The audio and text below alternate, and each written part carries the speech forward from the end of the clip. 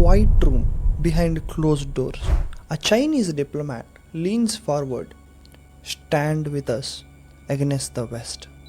Weeks later, a US official in India at New Delhi offers military tech, calls India a natural ally. One side, the dragon, powerful, aggressive, and other, the eagle, welcoming, strategic. And India still walking the tightrope. In a world split by rivalry, India is being courted by both. But can it stay neutral forever? This is episode 27 of The Bigger Picture.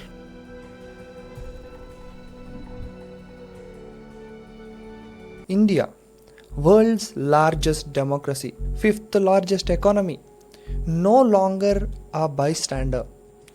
The US and China locked in battle of trade, battle of technology, battle for ideology, and both want India on their side. But their motivations very different. The US sees India as a counter to China, a democratic ally, a launchpad in Asia, from Quad talks to defense pacts. The momentum is real. China meanwhile offers trade, influence, a vision of Asia led by Asians. Recently, China called for joint resistance to Western tariffs. The US sending delegations, tech firms, and defense proposals. India is the swing state of global geopolitics. But this attention comes with pressure. Every handshake comes with hidden clause.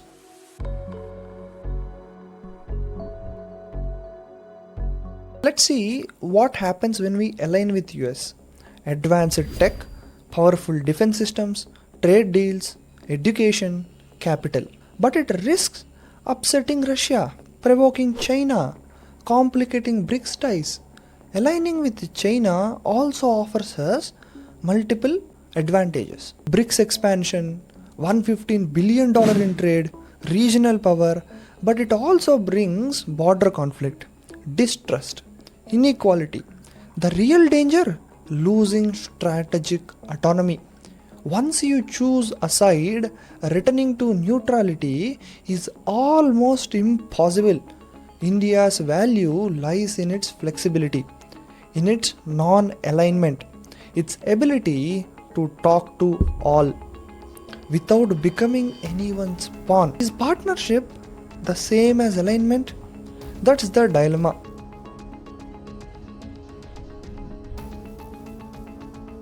China has never accepted India's borders from 1962 war to Galwan in 2020. It's clear, expansion is a policy, not a phase. Recently, China released maps claiming Arunachal Pradesh, issued stapled visas to Indian citizens, built roads near LAC, and fortified its presence. Trust shattered, of course. Can you partner with a country that denies your geography? For Galwan families, neutrality feels like betrayal. And for diplomats, every discussion sits in that shadow. Trade may rise, but so do the stakes.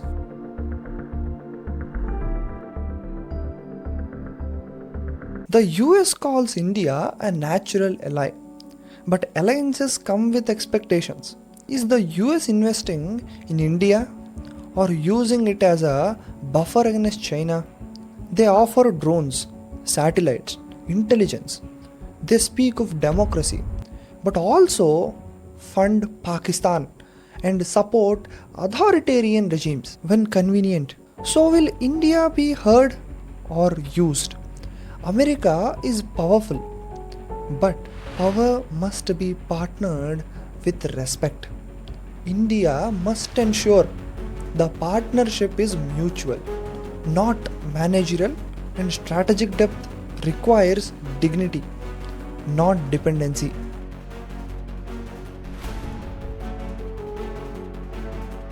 China is India's biggest trade partner.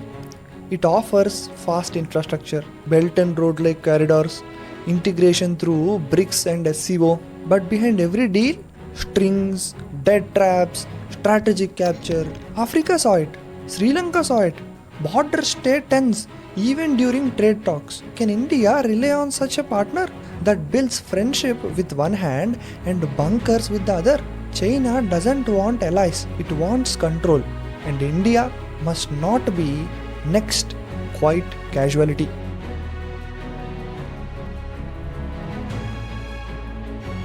Partnering with America brings tech, pharma, education, defense. It puts India on the global stage.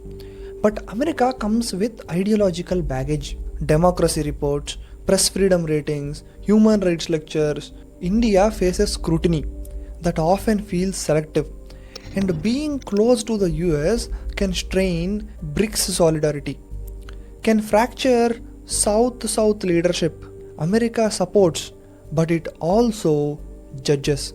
So India must engage without being judged into submission.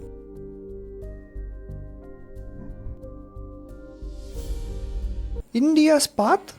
Multi-alignment.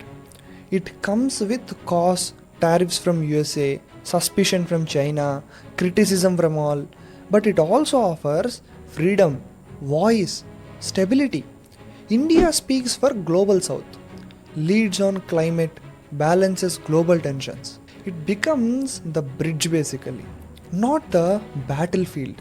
But to stay neutral, India must be strong, economically, militarily, diplomatically.